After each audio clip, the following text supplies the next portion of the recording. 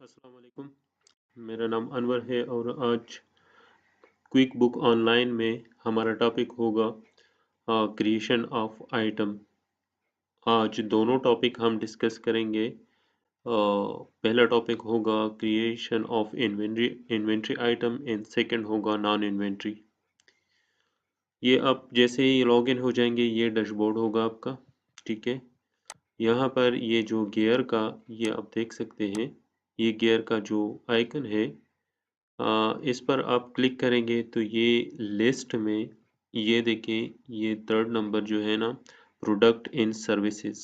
ठीक है, इस पर आप क्लिक करेंगे तो आप प्रोडक्ट इन सर्विसेज जो लिस्ट है वो आपके साथ ओपन हो जाएगा। यानी जो पहले से आपके साथ अवेलेबल प्रोडक्ट इन सर्विसेज होंगे वो यहाँ पर आपके साथ आपके सामने नज़र आ जाएंगे। ओके, यहाँ पर ऊपर आप देख सकते हैं न्यू का बटन है और इसके साथ ही इंपोर्ट का भी है, आप इंपोर्ट भी कर सकते हैं। आज हम इंडिविजुअल आइटम को कैसे हम क्रिएट करते हैं उस पर बात करेंगे। न्यू पर मैं क्लिक कर लेता हूँ। ठीक है, इस पर क्लिक करने के बाद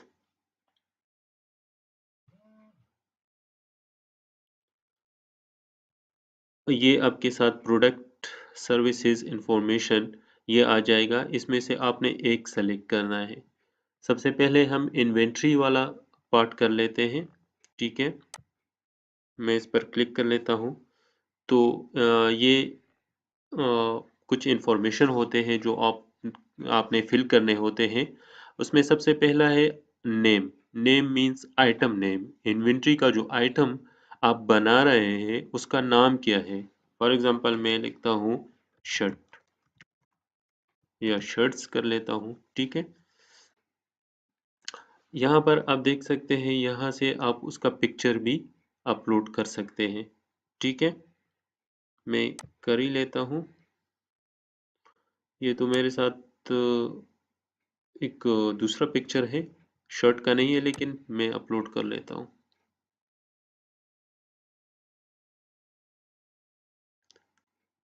ये देखिए, ये हमारे साथ आ गया।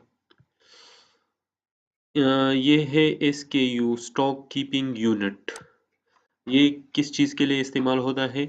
ये जो रिटेलर होता है वो स्टॉक कीपिंग यूनिट अपनी आसानी के लिए इस्तेमाल कर लेते हैं। ये स्टॉक के ट्रैकिंग के लिए बहुत ज़रूरी होता है और आसानी से आप ट्रैक कर सकते हैं। फॉर एग्ज़ाम्पल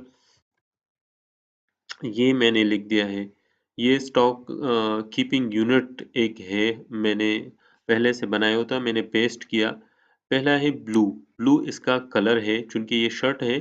ठीक है, फिर टी इसका टाइप है, मिड इसका साइज है और CF26 या मैं इसको 27 कर लेता हूँ, 28 कर लेता हूँ, ये इसका मैन्युफैक्चरर कोड है। ठीक है,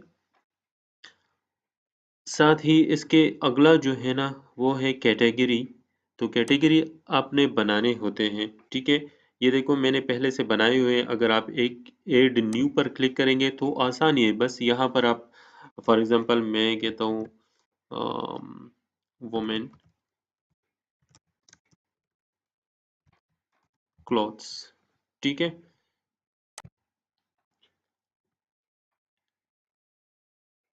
सेव। ये देखो वुमेन क्लॉथ्स आ गया। Initial quantity on hand. अगर आपके साथ आपने क्विक बुक नया इंस्टॉल की है और आपका बिजनेस पहले से चल रहा है और आपके साथ स्टॉक है तो उसको हम अकाउंटेंट जो होते हैं ना उसको हम ओपनिंग क्वांटिटी या क्वांटिटी ऑन हैंड कहते हैं। अगर आपके पास ओपनिंग बैलेंस है, फॉर एग्जांपल मैं कहता हूँ मेरे पास 40 यूनिट्स है। ठीक है, अच्छा फिर आपने मेंशन करना है as of date.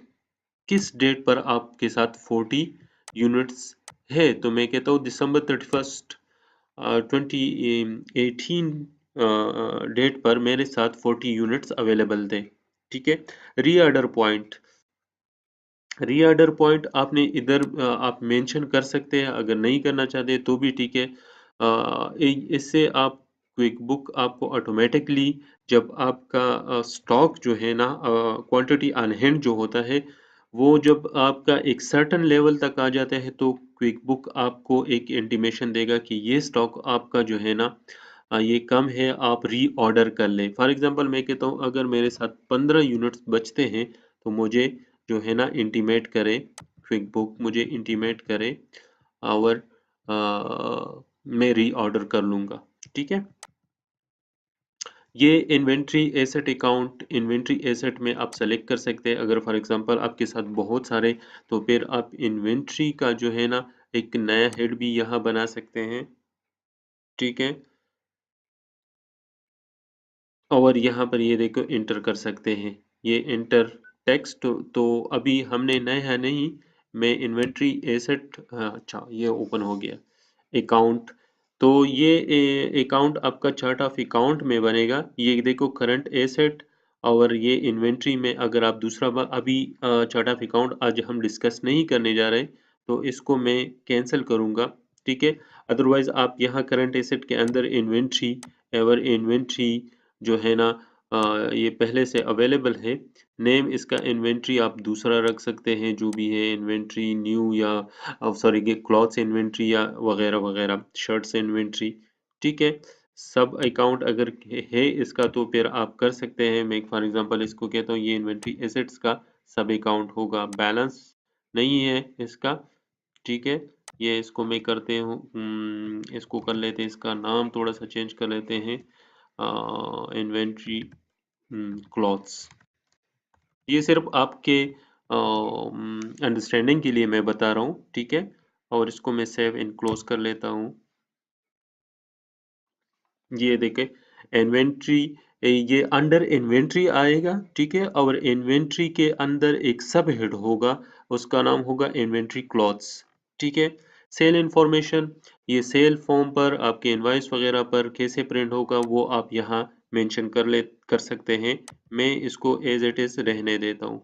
Sale price भी आप यहाँ मेंशन कर सकते हैं इसके लिए कि इसका सेल प्राइस क्या होगा। ठीक है, मैं इसको यहाँ इसको ब्लैंक ही छोड़ लेता हूँ क्योंकि शर्ट्स का सम टाइम फिक्स प्राइस नहीं होता, वो आप डिफरेंट कस्टमर को डिफरेंट रेट पर सेल कर सकते हैं। परचेजिंग इंफॉर्मेशन, परचेज फॉर्म पर यानी आपके परचेज ऑर्डर पर इसका डिस्क्रिप्शन क्या आएगा वो आप यहाँ कर सकते हैं। ठीक है, लेकिन ये मैं कह रहा हूँ कि ये वही इंफॉर्मेशन आए जो हमने ऊपर फिल किए। कॉस्ट पहले से आप डाल सकते हैं लेकिन कॉस्ट भी मुख्तलिफ हो सकता है मुख्तलिफ डेट पर। तो अच्छा, एक्सपेंस अकाउंट में ये किस चीज़ को हिट करेगा, वो कॉस्ट ऑफ सेल करेगा क्योंकि ये हमारा मेन आइटम है। प्रेफर वेंडर आप यहाँ से सेलेक्ट कर सकते हैं, मैंने अभी वेंडर बनाया नहीं। ठीक है, सेव एंड क्लोज कर लेते हैं।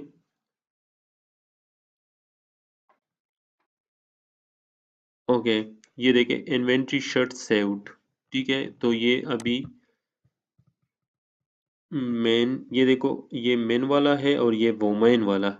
ये देखें ये मेन वाला पहले से मैंने बनाया था और ये वोमेन वोमेन शर्ट्स है। और इसका ये आप हम्म,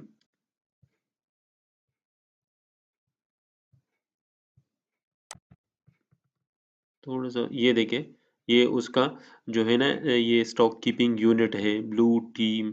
और इसी तरह है मेट CF28, ये इन्वेंट्री के अंदर आता है। और ये आप देख सकते हैं क्वांटिटी ऑन हैंड 40 है और री ऑर्डर जो है ना वो 15 है। ठीक है, सेल प्राइस वगैरह अगर आप डालेंगे तो वो यहाँ आएंगे। ठीक है, मैंने डाला नहीं है। ये एक हो गया, एक दूसरा ऐड कर लेते हैं प्रोडक्ट एंड सर्विसेज में। ये तो इन्वेंट्री वाला था, अभी हम कर लेते हैं नॉन इन्वेंट्री। ठीक है, नॉन इन्वेंट्री में न्यू पर क्लिक कर लेते हैं, वही तरीका है। ठीक है, और ये वाला तो हमने कर लिया, अब नॉन इन्वेंट्री वाला। ठीक है, थोड़ा जल्दी जल्दी कर लेते हैं। नॉन इन्वेंट्री में फॉर एग्जांपल मैं कहता हूँ कि नोट पेड, नोट बुक्स कर लेते हैं।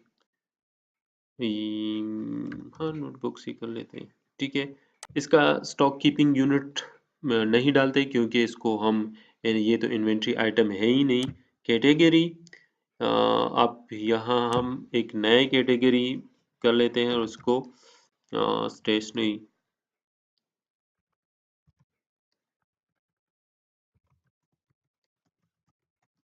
स्टेशनरी ठीक है, ये अंडर स्टेशनरी आएगा। आई सेल दिस प्रोडक्ट और सर्विसेज टू माई कस्टमर, नहीं हम इसको सेल नहीं करते, ये हम यूज करेंगे। ठीक है। परचेज इंफॉर्मेशन, तो purchase this product from supplier, वो यहाँ पर आप लिख सकते हैं। ठीक है। स्टेशनरी तो मैं नहीं लिखना चाहता। कॉस्ट और अकाउंट कौन सा हिट करेगा, तो ये परचेज अकाउंट हिट करेगा। ठीक है। प्रेफर्ड वेंडर आप यहाँ से सेलेक्ट कर सकते हैं। सेव एंड क्लोज कर लेते हैं, ये भी सेव हो गया। ठीक है। और ये देखिए स्टेशनरी में है और यहाँ पर लिखा है नॉन इन्वेंट्री। ठीक है। ये इन्वेंट्री वाला नहीं है, नोटबुक। ठीक है। इसका यूज कैसे होगा वो फिर जब हम कोई बिल में या परचेज ऑर्डर बनाएंगे तो उसमें हम जो है ना आपको बताएंगे कि इसको कैसे यूज करेंगे। ठीक है। एक तीसरा भी है इसमें, वो भी कर लेते हैं। न्यू में आते हैं और ये है सर्विसेज। ठीक है। सर्विसेज फॉर एग्जांपल आप लोगों को प्रोफेशनल सर्विसेज प्रोवाइड करते हैं। मैं इसका नाम लिखता हूँ फॉर एग्जांपल इनकम टैक्स और ई रिटर्न। ठीक है। इनकम टैक्स रिटर्न लोगों के लिए बनाते हैं, उसका स्टॉक कीपिंग यूनिट होता ही नहीं है। कैटेगरी में ये जो होगा ये प्रोफेशनल सर्विसेज में आएगा, प्रोफेशनल सर्विसेज। ठीक है। आई सेल दिस प्रोडक्ट, यस हम लोगों को ये सेल करेंगे। ठीक है। आई परचेज दिस प्रोडक्ट, तो इसको हम परचेज करते ही नहीं है। ठीक है। ये तो लोगों के लिए हम सेल्स टैक्स रिटर्न बनाते हैं, इनकम टैक्स रिटर्न, तो ये परचेज नहीं होता। आई सेल बस ये सिर्फ सेल ही होता है। ठीक है। ये हो गया आपका तीसरा भी। ये देखिए प्रोफेशनल के अंदर जो है ना अंडर आ गया इनकम टैक्स। ठीक है। तो ये तरीका था हाउ टू मेक प्रोडक्ट और services in the quick book online. I hope कि आप लोगों को समझ आ चुका होगा। अगर आपको ये वीडियो अच्छा लगा तो काइंडली इस चैनल को सब्सक्राइब करें, इस वीडियो को अपने दोस्तों के साथ शेयर करें। Thank you for watching.